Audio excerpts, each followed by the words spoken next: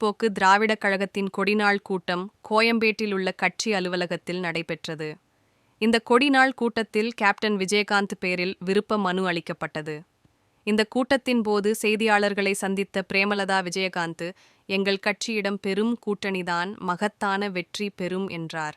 நாங்க 2 பக்கமும் கூட்டணி பேச்சுவார்த்தை செய்கிறோன்னு சொல்வது தவறானது. இது பற்றி திமுக மற்றும் அதிமுக தரப்பில் பேட்டி கொடுத்திருக்கிறார்கள். ஆனால் பத்திரிகையாளர்கள் 2 பக்கமும் பேசுறோம்னு செய்தி போடுறீங்க. என்னிடமும் இப்படி கேள்வி கேட்கிறீங்க. அது உங்க கற்பனை. நீங்க ஏன் எங்க கூட்டணி பற்றி கவலைப்படுறீங்க? கூலாக இருங்க பத்திரிகையாளர்களே என்றார் பிரேமலதா விஜயகாந்த். எங்களை பற்றி விமர்சிக்கும் நபர்கள் பற்றி மக்களுக்கும் பத்திரிகையாளர்களுக்கும் தெரியும். நான் இன்று மகிழ்வான விஷயங்களை பற்றி மட்டுமே பேச வேண்டும் என்று நினைக்கிறேன் என்றார் பிரேமலதா விஜயகாந்த். ஓகே, அனைவருக்கும் வணக்கம். இன்றைக்கு தேசிய முற்போக்கு திராவிடக் கழகத்தின் 26வது ஆண்டு கொடிநாள் விழா இன்னைக்கு தலைமை கழகத்திலும் கேப்டன் வீட்டிலும் சுதீஷ் வீட்டில் தமிழ்நாடு முழுக்க இருக்கின்ற அனைத்து மாவட்ட கழக செயலாளர்கள், அனைத்து ஒன்றிய நகர பேரூர் கிளைக்கழக நிர்வாகிகள், தொண்டர்கள் என்று தமிழகம் முழுவதும் இன்றைக்கு கேப்டனால் அறிமுகப்படுத்தப்பட்ட எங்களுடைய மூவர்ண கொடி பட்டொளி வீசி பறக்கும் வண்ணம் தமிழகம் முழுவதும் இன்னைக்கு நம்மளுடைய கொடி நாளை நாம் கொண்டாடி கொண்டிருக்கிறோம். அதனால் இந்த நல்ல நாளில் கேப்டன் பேரில் முதல் விருப்ப மனு இன்னைக்கு நாங்கள் கொடுத்துருக்கிறோம். இதே நாளில் தான் ஏற்கனவே 2011 கேப்டன் அவர்கள் அவருடைய விருப்ப மனுவை கொடுத்தார். இப்பொழுது மீண்டும் தலைமை அலுவலகத்தில் கேப்டன் பேரில் முதல் விருப்ப மனு இன்றைக்கி நான் கொடுத்துருக்கிறேன். 2வது விருப்ப மனு நான் கொடுத்துருக்கிறேன். 3வது விருப்ப மனு விஜய் பிரபாகர் கொடுத்துருக்காரு. அது மட்டும் இல்லாமல் இன்றைக்கி கழகத்தை சேர்ந்த நிர்வாகிகள், தொண்டர்கள் எல்லாம் பெருவாரியாக வந்து விருப்ப மனுவை கொடுத்துக்கிட்டு இருக்காங்க. எனவே வருகின்ற 2026 தேர்தல் நிச்சயமாக தேமுதிக அங்கம் வகிக்கும் கூட்டணி மகத்தான வெற்றி கூட்டணியாக இருக்கும். அதே நேரத்தில் இந்த நல்ல நாளில் நாங்கள் என்ன சொல்கிறோன்னா, இப்போ நாங்கள் உறுதிமொழி எடுத்துக்கொண்டது பல உழைப்பு, கண்ணியம், கட்டுப்பாடு, விசுவாசம், அத்தனை அர்ப்பணிப்பு என்ற அனைத்தையும் செலுத்தி உழைப்பால் வெற்றி பெற்று இந்த வெற்றி கனியை எங்கள் தலைவர் கேப்டன் காலடியில் சமர்ப்பிப்போம் என்று இன்றைக்கி நாங்கள் உறுதிமொழி எடுத்திருக்கிறோம் என்பதை இந்த நேரத்தில் தெரிவித்துக் கொள்கிறேன். நீங்கள் எதுவும் கேட்கணுன்னா கேளுங்க.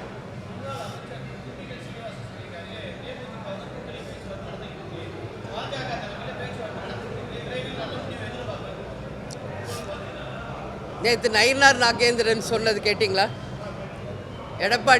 அண்ணன் எடப்பாடியார் சொன்னதை கேட்டிங்களா? அண்ணன் எடப்பாடியார் ஸ்டேட்மெண்ட்டை கேட்டிங்களா? அதே போல் பாஜகவின் தலைமையில் இருப்பவர் நயினார் நாகேந்திரன், அவர் சொன்னதையும் நீங்கள் கேட்டீங்க. அதிமுகவின் தலைமை அண்ணன் எடப்பாடியார் சொன்னதையும் நீங்கள் கேட்டிருக்கீங்க.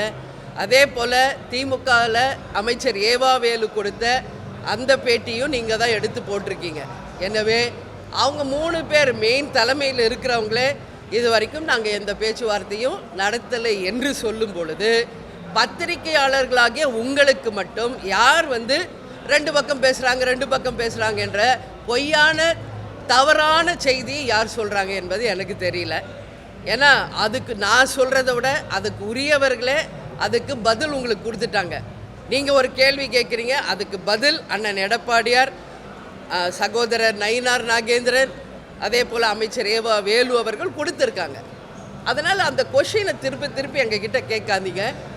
எங்கள் மாவட்ட செயலாளர்கள், எங்கள் நிர்வாகிகள், தொண்டர்கள் எந்த கூட்டணியை விரும்புகிறார்களோ அந்த கூட்டணியை தான் இந்த முறை தேசிய முற்போக்கு திராவிட கழகம் அமைப்போம் என்பதை மீண்டும் இந்த நல்ல நாளில் உறுதியாக நான் சொல்ல கடமைப்பட்டிருக்கேன். எப்போ கூட்டணி அறிவிப்பீங்க என்று அடுத்த கேள்வி நீங்கள் கேட்பீங்க. உண்மையில் என்ன இந்த கேள்வி கேட்க வேண்டியது எங்கள் மாவட்ட செயலாளர், கழக நிர்வாகிகள், தொண்டர்கள் தான். அவங்களே கூலாக இருக்காங்களே, அவங்களே ஹாப்பியாக இருக்காங்க, அவங்களே நம்பிக்கையோடு இருக்காங்க. அப்படி இருக்கும்போது பத்திரிகையாளர்களுக்கு மட்டும் ஏன் இந்த அளவு அப்படியே டெய்லி வந்து கேட்ட கேள்வியே கேட்குறீங்க எனக்கு தெரியல. இது தேமுதிக எங்கள் கட்சி, என்ன டிசிஷன் எடுக்கணும், எப்போ அறிவிக்கணும் என்பதை உரிய நேரத்தில் எங்கள் கழகத்தை சேர்ந்த அனைவரிடமும் கலந்து பேசி உறுதியாக அறிவிப்பேன் என்பதை இந்த நேரத்தில் சொல்கிறேன். ஓகே, ஸோ கூலாக இருங்க, நோ டென்ஷன், பி கூல்.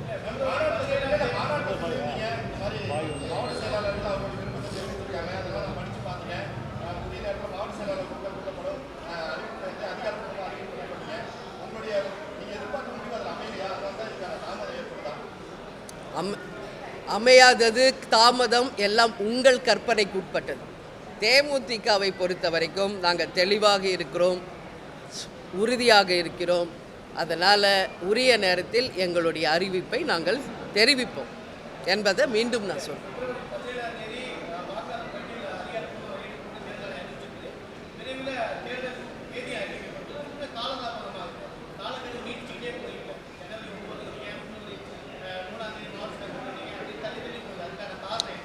மூணாம் தேதி மாவட்ட செயலாளர் மீட்டிங் நான் சொல்லவே இல்லை.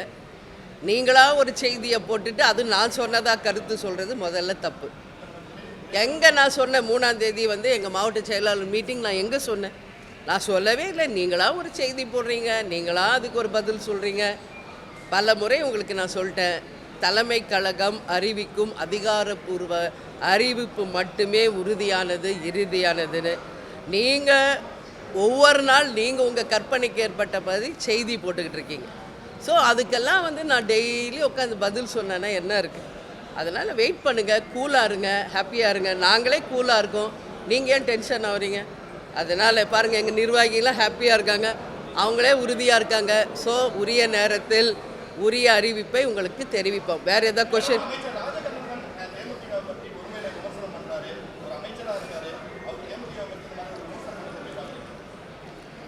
யார் சொன்னா? தேமுதிக எப்படியாப்பட்ட கட்சி என்பதை தமிழக மக்கள் அறிவாங்க. உலகம் முழுவதும் இருக்கும் தமிழர்களும் மக்களுக்கும் தெரியும். அந்த கருத்தை சொன்னவர் எப்படியாப்பட்டவர் என்பதும் மக்களுக்கு தெரியும். அதனால் அவங்களுக்கெல்லாம் நான் பதில் சொல்ல வேண்டிய அவசியம் எனக்கு கிடையாது. எனவே தேமுதிக ஒரு கண்ணியமான கட்சி, கேப்டன் அவர்களால் உருவாக்கப்பட்ட கட்சி. இன்றைக்கி 26வது ஆண்டு அவர் அறிமுகப்படுத்திய கொடி நாள். இந்த நல்ல நாளில் நாங்கள் ஹாப்பியான செய்தியை தான் நான் பேசணும்னு நினைக்கிறேன். எனவே யாருடைய கருத்தும் எங்களை எந்த வகையிலும் பாதிக்காது. ஏன்னா மடியில் கனமில்லை, வழியில் எங்களுக்கு பயம் இல்லை. அதனால் அவங்க கருத்து அவங்களுக்கு உட்பட்டது. அதற்கு நான் பதில் சொல்ல வேண்டிய அவசியம் கிடையாது. நாங்கள் அனைவர் மீதும் மரியாதை வச்சுருக்கோம். நாங்கள் கண்ணியமாக எங்கள் கேப்டன் எங்களுக்கு வழிகாட்டியபடி அந்த கண்ணியத்தோடு தான் எங்கள் கழகத்தை வழி நடத்துவோம் என்பதை மட்டும் இந்த நேரத்தில் நான் தெரிவித்துக்கொள்ள கடமைப்பட்டிருக்கிறேன்.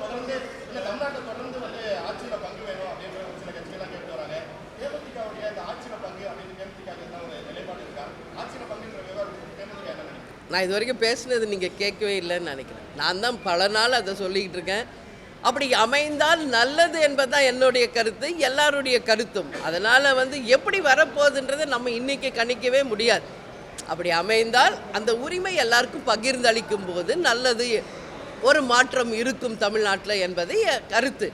ஆனால் தேர்தல் முடிவுகள் தான், மக்கள் என்ன முடிவு எடுக்கிறார்களோ அதுதான் இதற்கான பதிலாக இருக்குமே ஒழிய இன்றைக்கி நாம் அதை பற்றி பேசுவது எல்லாமே ஏசியங்களுக்கு நான் பதில் சொல்வது மாதிரி ஆயிரும்.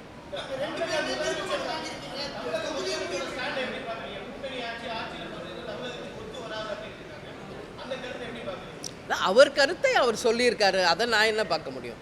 நாங்கள் என்ன சொல்கிறோன்னா, அப்படி வந்தால் நல்லது என்பதால் நான் இன்றைக்கி இல்லை, என்னுடைய பிரச்சாரத்தில் இருந்தே அதை சொல்லிக்கிட்டு தான் இருக்கேன். அதனால் பார்ப்போம். மக்களே இறுதி எஜமானர்கள். மக்கள் தீர்ப்பு தான் மகேசன் தீர்ப்பு. அந்த தீர்ப்பு இந்த கேள்விக்கு பதில் தரும்.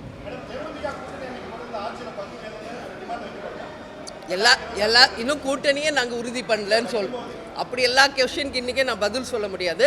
ஃபஸ்ட்டு நாங்கள் கூட்டணி அறிவிக்கிறோம், அதற்கு பிறகு தான் எங்கள் நிலைப்பாடு என்ன என்பதை உங்களுக்கு சொல்ல முடியும்.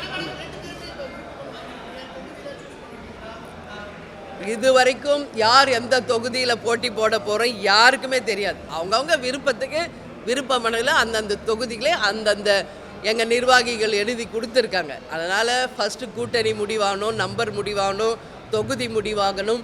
அதற்கு பிறகு தான் அந்த தொகுதிகளுக்கு யார் வேட்பாளர் என்பதை உங்களுக்கு நாங்கள் அதிகாரப்பூர்வமாக அறிவிப்போம். நன்றி, வணக்கம்.